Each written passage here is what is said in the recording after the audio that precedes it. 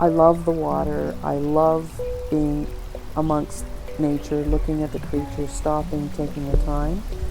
I want to get back to that, but because of the feeling that I got and the isolation and the solitude and the hearing the, cracking of the, the twigs under your feet, and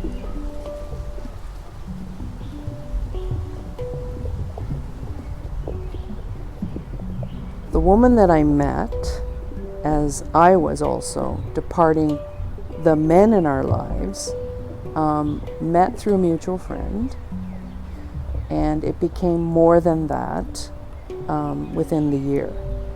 And so I was excited about that, because having, been in the relationship wearing the wrong shoes, maybe for as long as I had, 23 years, decided to throw the pumps away and get those comfortable shoes on.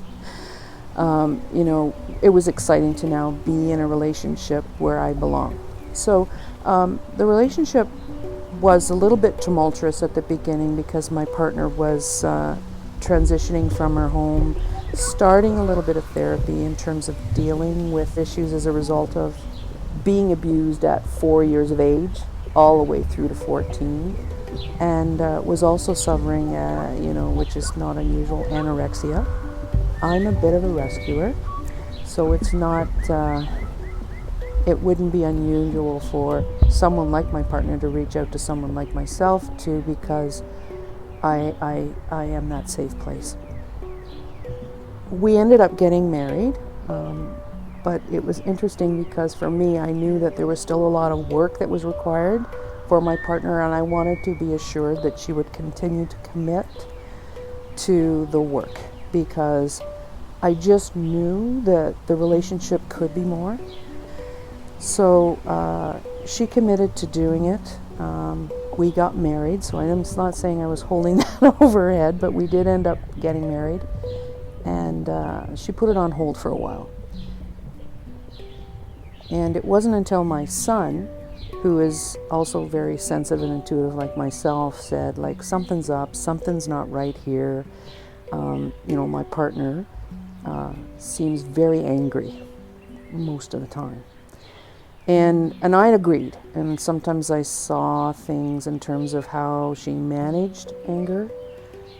It was rather self-abusive, hitting walls, fracturing her hand. Actually, that was kind of what precipitated her to pick it up again. And that's where she was diagnosed with post-traumatic stress disorder. Borderline personality disorder came up as well. We've been flipping through quite a few diagnoses. About 3 or 4 years ago, she had a bout of vertigo that it was a sudden onset vertigo that woke her up in the middle of the night, made it difficult for her to even work. Okay, so she's on medication for that. It never went away. It's in its 4th year now. She changed abruptly. That was kind of the moment that kind of brought everything to the head. She can't participate in any sports anymore. She's fatigued. She has to modify what she does in the house. So just functioning, okay, that physical event that occurred certainly was a moment. Just this January, was the other big moment where she told me that her psychotherapist said she believes that she has DID. That basically is multiple personalities. And that was big. I mean, the easiest part of my life has been switching teams. And for most people, that would be the most significant life event in their life. Okay? Born in a small town, the black young girl had trouble living on our street. The black lesbian may as well shoot herself. Okay? Because it wasn't good then. Growing up in the 70s and 80s. And, I had a relationship through my teenage life with a woman that I had to keep closeted. And we ended up having to end it because of societal impacts, wanting to have family and all that kind of thing. So I went into my June Cleaver years, and then I finally find the partner that I'm in love with, that's exciting.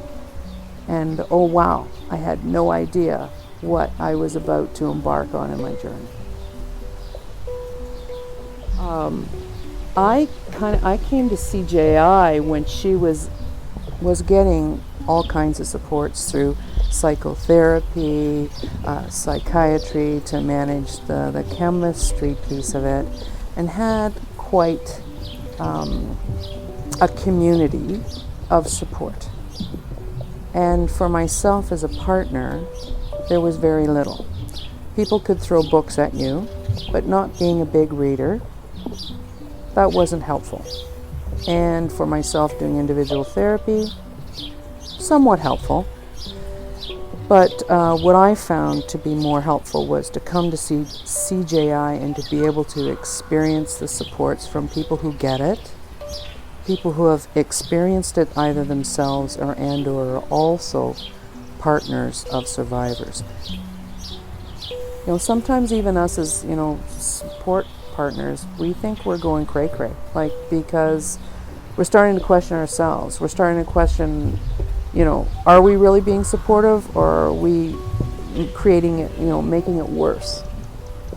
So that is where it helped me, and it helped me get the language and the conversation to start to have conversations with my partner that I was not able to do before that, because now I could see her perspective.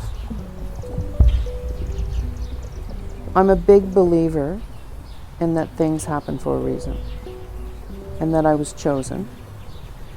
And while I'm really not at the stage right now to call this a gift, maybe in the rearview mirror I will.